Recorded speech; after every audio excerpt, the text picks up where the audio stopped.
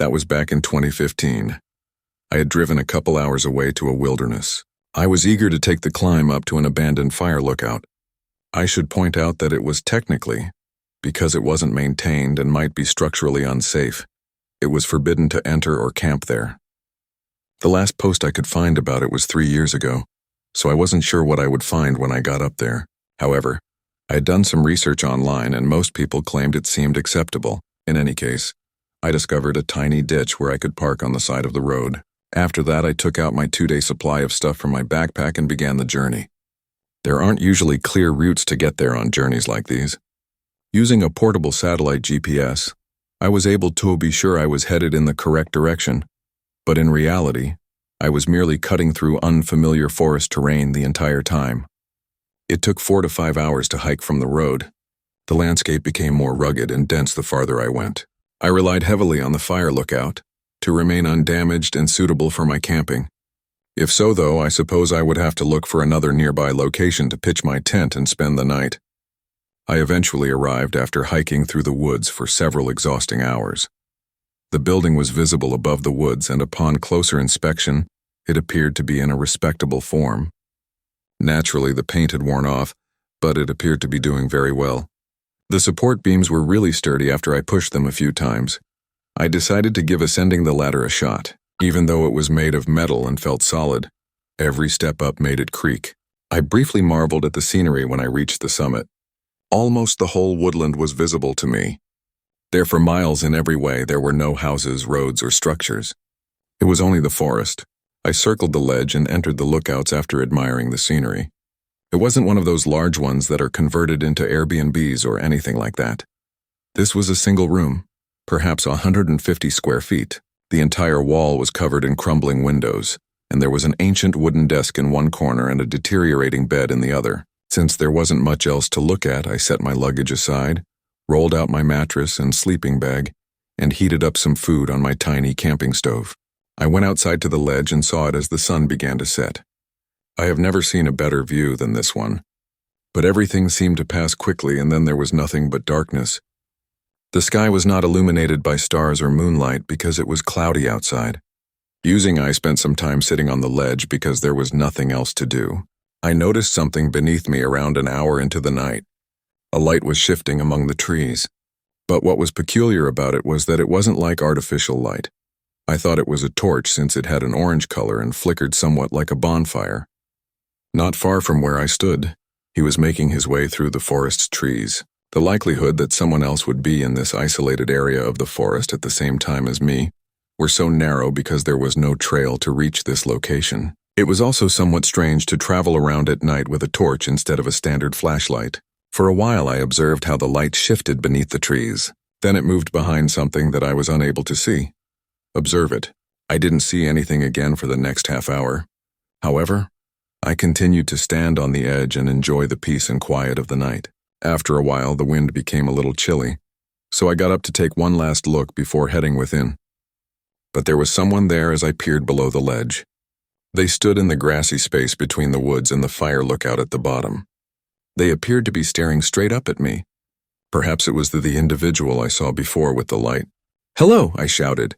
I was at a loss for words. They remained motionless and didn't respond to me. They just stared at each other for 10 or 15 odd seconds before lifting up their hand as if to acknowledge or offer an apology. Then, still without a light, they turned around and headed into the woods. That was obviously very unsettling, but for some reason, I thought at the time that it was just another hiker who wanted to remain on the watch. Most likely, it was merely checking to see if somebody had previously entered. I'm not sure why he just raised his hand instead of answering. I spent a little more time outside, but I didn't see anything else. To warm up, I walked inside and retrieved my sleeping bag. The wind hitting the windows and the creaking wooden beams made it a little difficult for me to fall asleep, but in the end, I was able to nod out. It's difficult to tell how much time has passed, but when I woke up, it was still quite dark and the wind had subsided outside. I heard a familiar sound as soon as I opened my eyes, wondering why I had woken up. Outside, the ladder's delicate metal creaks. I thought I must be wrong as I sat up, but then I kept hearing it.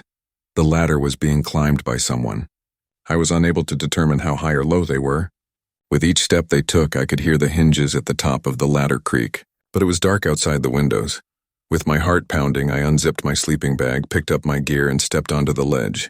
The creaking increased in volume and speed during the roughly 20 seconds it took to get up, as if they were rushing. But it abruptly stopped as soon as I reached the ledge. I waited for another sound for a little period. After that, I cautiously circled the walkway and looked around the corner at the ladder's opening. There was nobody present. I approached cautiously and leaned over to peer down, feeling my heart rate rise. There was no one on the ladder. For a brief moment I was stunned, terrified and unsure of what on earth was happening. Then behind me, a startling series of footfall rushed around the wooden walkway. All I saw was their shadowy figure sprinting, on the opposite side between the windows. I hurried down and lowered myself onto the ladder without hesitation, with someone chasing directly above me and my entire body trembling from the adrenaline rush. It was terrible to try to down the slick metal ladder. I descended halfway, before I caught a glimpse of their head from above. I continued until I reached the bottom and entered the woods. It was the best choice I've ever made, and I honestly don't know why I even reached for my backpack when I got up to check what was happening. Perhaps even saved my life. I managed to hike out of there and return to my car using my torch and GPS. I was not followed, as far as I know. I never looked back after I drove off. I spent the weekend camping at a tiny lake. This wasn't supposed to be particularly noteworthy, really. Nothing more than a few days spent unwinding in the woods near the stream. That was precisely what happened on the first day. I arrived, made camp, and spent the entire day and night relaxing. This was a bit of a remote location. There was a narrow route going to it, but no online maps or anything. Therefore, it's likely that only locals would be aware of it. When I was younger, my dad used to take me here. No one else has ever been there in all the years I've gone there, both as a child with my dad and as an adult by myself. To be honest, there were never any indications at all of anyone else ever visiting. In any case, I walked around the lake on my second day, and I suppose I must have done it 3 or 4 times. It was peaceful and pleasant throughout those strolling hours. However, then I chanced to notice some tracks in the ground along the tree-line's edge while taking a loop around the lake. I had been repeatedly going around the same circle and had never seen them before. It was very evident where they were. I doubt that I would have I missed them. They also had a brand new appearance. Not only did the footprints indicate the presence of another person, but they were actual footprints, which made them extremely peculiar. Not shoe prints, but barefoot. They didn't even have easy access to the water at the lake I was at, so it's not like they removed their footwear before swimming. I would have spotted them in the water too. For some reason, I felt incredibly uneasy when I saw this. Why didn't I see them when I was out and about? Did they want me to avoid seeing them while they were observing me? It was difficult to avoid being suspicious about it.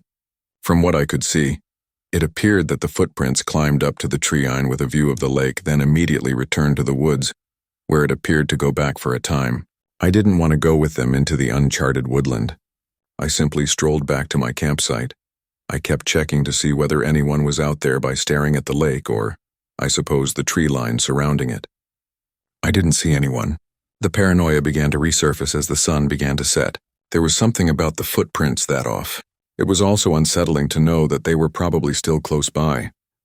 I added plenty of wood to my bonfire and sat around it as it grew darker. I tried everything to avoid thinking about it, but it was quite challenging. A part of me thought I was overreacting without cause, while another part of me felt that my uneasiness was legitimate. However, I heard footsteps coming from the trees not too long into the night. I turned right away and confronted the gloom from whence they had come. There were more than one. I heard 2 people approaching my tent at a leisurely pace. I kept looking at them till all of a sudden they were in the light. A guy and a lady were walking side by side, pausing at the edge where the fire's light might reach them. I was just able to see their basic shapes, not much of their features. I was unable to determine their age. Can I assist you? The moment I said that, the woman entirely vanished as she turned and ran back into the trees. However, the man did not move. He remained motionless, not even turning to face the woman. At that moment, I noticed he had no shoes on as I looked down. They were undoubtedly the ones beside the lake. I re-asked if I could assist him, but he turned around and stealthily returned to the forests. After that, I essentially had an internal panic attack. I had never experienced anything so odd and unsettling as that incident. It felt almost unreal. I didn't want to spend any more time in those woods. I started packing my belongings right away. When things get murky, I'm not the type to stay around. Fortunately, I had everything tied up in my suitcase and ready to leave in a matter of minutes because my setup was simple to set up and take down. I had no idea where they had gone, but if they returned, I didn't want to be here. To ensure that the fire would burn out quickly after I departed, I kicked out all of the unlit logs. I then rushed into the forest. So the hike took over 2 hours. I was quite tense for the first 10 minutes since I wasn't sure if I was being followed. But as I moved farther away, I felt better. The walk had been going on for almost 40 minutes. There was silence across the woods. There were no crickets or anything, but then I heard footsteps rushing close by. It was clearly a person, even though it was far away, perhaps 100 feet from me. However, I was unable to see anything and had to continue traveling. After just a few minutes, I heard it once more, this on the opposite side of me as time. Additionally, the footfall appeared to be quieter than they ought to have been. It made me think they were the same two I had seen at the lake and that they were running barefoot. Had they been pursuing me? Who knows what they were attempting to accomplish this far into the woods? I would hear distant rushing footsteps for some time, just fleeting moments, as if they were stealthily pursuing me before abruptly running off. That trek through the woods was the most horrifying thing I can think of, but I managed to return to my pickup somehow. I managed to get out of there. I wish I could say more, or that I have no idea who that man and woman were or what they were doing out there. Sometimes I wonder if they were alive at all. Maybe I'm crazy. I'm not sure, and I'm not sure whether I want to. I never returned. I'm a 24-year-old woman from northern Arizona. A few years ago was this. I was exploring the West Coast in a tiny camper van at the time. There are many distinct lifestyles. These kinds of vans or RVs are popular places for people to live. For the most part, I preferred to camp in the backcountry. But I always made an effort to avoid large cities and stick to small towns when traveling. I felt most at ease when I was alone in the middle of the woods. Loved the way of life that came with traveling. Part of the reason, I believe, is that it was always safer to be alone in the forest than to camp covertly in a crowded parking lot in the heart of a metropolis. Don't get me wrong, nighttime can still be spooky, but I always know that being alone is preferable. All around, I was traveling slowly between 2 major Washington cities this week. I was taking my time, hunkering down in campsites for days at a time and sticking to the back roads. I pulled off the road on this particular day and onto a short, deep dirt trail into the woodland. A few pull-off locations were available, but none of them were occupied. Furthermore, it appeared that no one had been down here in a long time. I continued in the hopes of finding a bigger, more picturesque location. Finally, there was a large circle on which to lift off. It was big, isolated, and serene, with a stone circle in the center for a bonfire, but it wasn't picturesque, just surrounded by woods. After leveling my van, I parked it. Given that it was in the midst of, there wasn't much for me to do outside in the spring because it was raining almost every day in Washington. While preparing a lunch on my propane burner, I opened the side door of my van to let in some fresh air. I still had a few hours before going to bed because it was getting close to twilight. The sun set during the course of the following half hour, past the horizon as the rain began to intensify. Instead, I cracked up one of the little windows in the back of the van and closed the door to keep the water out.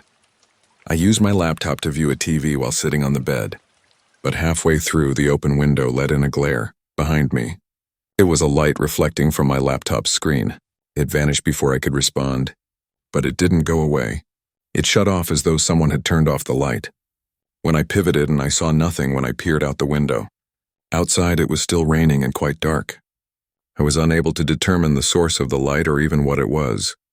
I had to think it was simply another camper, because I was on a trail with other pull-off locations. Perhaps their headlamps had inexplicably made its way through the foliage and illuminated my window. Then they abruptly switched off their car. The light didn't come from the road I came down, which was the only issue with that. There were only trees behind my window. Perhaps there was another trail that I was unaware of. I turned around and returned to my laptop as there wasn't much more research I could do. Every now and then I would believe I heard something outside or glance out the windows. However, I couldn't tell if I was truly hearing anything because of the sound of the rain on the metal roof. However, each time I looked, I never saw. I didn't worry too much because there was no proof that anything was out there. I would guess that I made the decision to turn in for the night and attempt to sleep at around 10 or 11. I drew the blinds, shut all the windows, and turned off everything in the van. It was inside. It was almost completely dark. I tried to fall asleep by crawling beneath the covers. I usually had no trouble at all falling asleep, but tonight I simply couldn't. Sadly, after an hour, the rain continued to increase and thunder began to roll in. It was so noisy that it was impossible to try to fall asleep. I swear I heard something move outside about 2 hours into the night, despite the intense rain and thunder. I could tell I actually heard something since it was just loud enough. It sounded like someone or something was kicking and running, somewhere outside my van over a limb on the ground. There were no other sounds as soon as I heard it. I was unable to see the ground beneath the glass since it was so black. I became more uncomfortable the longer I stared out there. I simply felt as though someone else was staring at me. I replaced the window cover. I tried to convince myself that I was overreacting while I sat there, but a minute later I heard a voice. It was a male voice, and it seemed like they were whispering loudly, conversing with another person. I sat in silence because I was afraid they would see me if they hadn't already. Therefore, I was afraid to open the covers and peek out the windows once more. But it's even more alarming because they probably already assumed someone was in the van. The rain and thunder were the only sounds I heard for a solid 2 or 3 minutes before something abruptly appeared outside the van's sliding side door. It sounded like someone leaning against the side door, bending plastic. Then someone knocked. They knocked again a few seconds later. I was too afraid to speak, even though I was positive they already knew I was in here. Perhaps they were unsure about my gender, or the number of individuals inside. I felt safer simply remaining silent and not giving them anything. The knocking persisted every few seconds for a very unsettling and uneasy 5 minutes without anyone responding. By now they must have been completely soaked, and the weather probably made it impossible for them to see. At last, though, they made a statement. "Open up, Sheriff's Department." What? That was completely unbelievable to me. Why wouldn't they have stated that right away if it were true? They kept banging and yelling various lines, essentially declaring that they were, and I had to open the door with the cop. This appeared to be a last-ditch effort to get me to open up without resorting to violence. I carefully opened the window and peered out. All I could see was a shadowy figure approaching the door, but based on the shape of it, it didn't appear like he was a law enforcement officer. I was certain that things were going to turn terribly nasty because I had gear on. Before I took the chance of getting into the driver's seat and attempting to drive away, I thought about what to do for 30 seconds, as the knocking seemed to be getting more and more agitated. When I got up there and switched on the car, I heard there were 2 pairs of footsteps approaching the van's side. A figure materialized in the window next to me as I started to pull out. Thankfully, I was able to go out into the trail and the vehicle did not become trapped. I never saw another car on the road as I drove away, which makes these unidentified individuals' objectives are probably quite unsettling. I filed a report with the county and they naturally stated that there were no cops on duty that evening, but I never heard anything. Out there, things could have gotten pretty nasty, but I haven't anything more that has occurred since then.